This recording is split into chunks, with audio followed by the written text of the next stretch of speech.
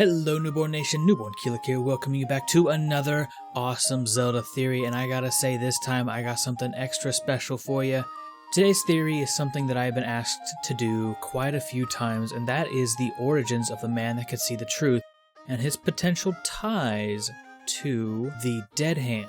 Now I know that might seem like a very strange thing to say, but trust me, once you hear what I have to say, you will see the similarities between the two, and how maybe the man that could see the truth isn't exactly nice and kind as we once thought he might be. So first off, let's go over what we know about the man that could see the truth. We know that the man who could see the truth was a Sheikah. We know this because during the time that he would have been alive, before Impa had actually opened up Kakariko village to the poor people, it was an exclusively Sheikah village.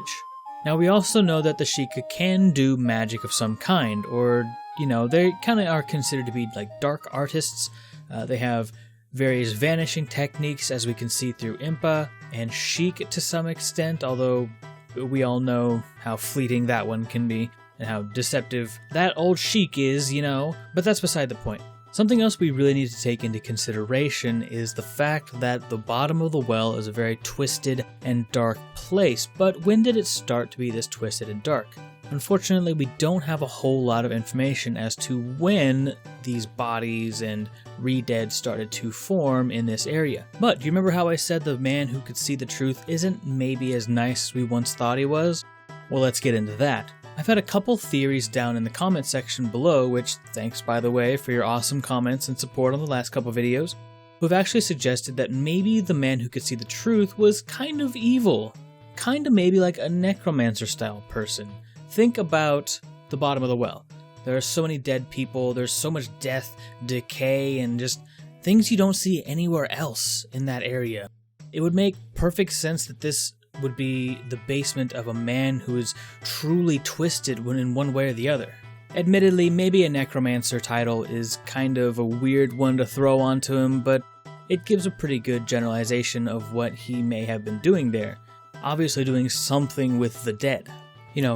With his dark style magic, he could have been studying some kind of resurrection rituals, which apparently didn't work out very well based off of the re-dead, but we can look up some more information on the re-dead in just a moment. He could have been studying, trying to figure out something about these dead, and apparently failing a lot, like I said before. Either way, there are some foul ideas at play here. Now, the idea that he is evil is actually kind of supported by the fact that his house is no longer there.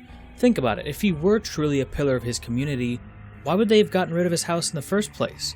Especially and just left his basement completely untouched? So my idea is that he was probably some evil guy, and then they decided to just torch the whole place, getting rid of him in the process. But I don't think it really went that well. Now, in another theory, I covered the idea that Bongo Bongo might actually be the man that could see the truth. But let's kind of disregard that for just a moment and think that maybe the man who could see the truth actually became the Dead Hand, guarding his one last worldly possession in the Eye of Truth. The only single thing that actually made it through the fire or burning or destruction of his house. All of his notes and papers on these necromantic rituals would have been destroyed by all the well water, so you wouldn't find any of that. So really the only thing that he would have left was the memories of his past and the Eye of Truth. Now that might seem kind of strange, but consider the following. Does anyone here know what a preta is? Now I'm probably mispronouncing that, but a preta, P-R-E-T-A if you'd like to verify that, is a spirit or being in a lot of cultures that often relates back to English as hungry ghost. That's how it's usually translated over to English anyway. So there are a couple things that kind of help us to think that this might be what a dead hand is. A dead hand may be the Zelda world equivalent to a preta. Preta. I'm just gonna pick up pronunciation and go with it, okay? But first things first. Preta are usually invisible to the naked eye. Now, a dead hand aren't necessarily naked. Well, they aren't necessarily naked, you're right. But Deadeye aren't necessarily invisible to the naked eye, but they usually do have a lot of things around them that are, there's usually a lot of mystery, and you usually have to use the Eye of Truth, and it kind of ties back to the fact that this man used or created the Eye of Truth at some point. So there's kind of that, connection there. Preta also have to undergo suffering much greater than humans, and for good cause.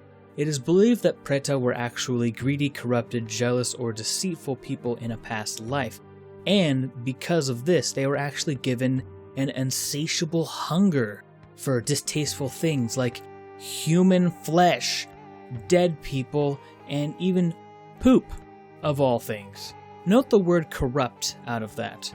Now, when you think about a necromancer doing horrible things to probably reasonable people, what's the word that comes to mind? Evil? Maybe corrupt? Well, I think you just put it together yourself now, didn't you? So, if the dead hand is a Preta, and the man who could see the truth is a dead hand, as we've kind of, talked about earlier, it would make sense based off of this definition. He would be a very corrupt person, and once the townspeople found out about what he was doing, he would have been branded as such, probably killed at that point. I mean, there has to be some kind of idea behind re-deads. I know in the manual, I want to say it says that they're like clay or something in the Smash Bros. Series, but that's total BS. And then there's also, in the manual, I believe it showed them having like a wooden mask on, which people have theorized as maybe like a burial mask. But in the games themselves, they don't seem to have such a thing. They just kind of seem to be resurrected people, maybe not resurrected very well. So this theory would actually have you believe that maybe it was this man that was bringing all these people back to life. These may have been his more successful attempts at resurrecting somebody, these re-deads. Fun fact about the re-dead, did you know that if you kill one re-dead, other re-deads will swarm around it and kneel as if they're sad about it dying? Wow, that seems like a very specific thing for a game designer to leave in, kind of like they're sad about it. So maybe there's some semblance of humanity left in them after all.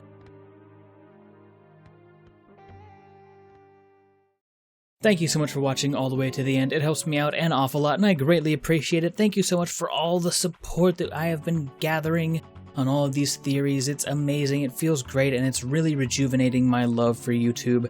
And I want to give a huge thank you for that from the bottom of my heart. Anyway, if you are new to the channel, be sure to check out some of my Let's Play content. I have a Wind Waker Chaos Edition, which is a series I am totally in love with. I love that series, it's one of my favorites.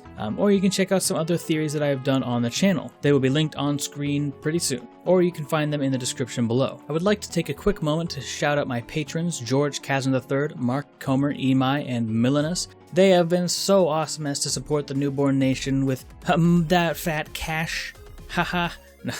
But seriously, they are helping me out an awful lot with Patreon, and I would greatly appreciate it if you would do so as well. After all, food is not free. But anyway, I'm Newbornkilik, and I will see you in the next one. I'm out.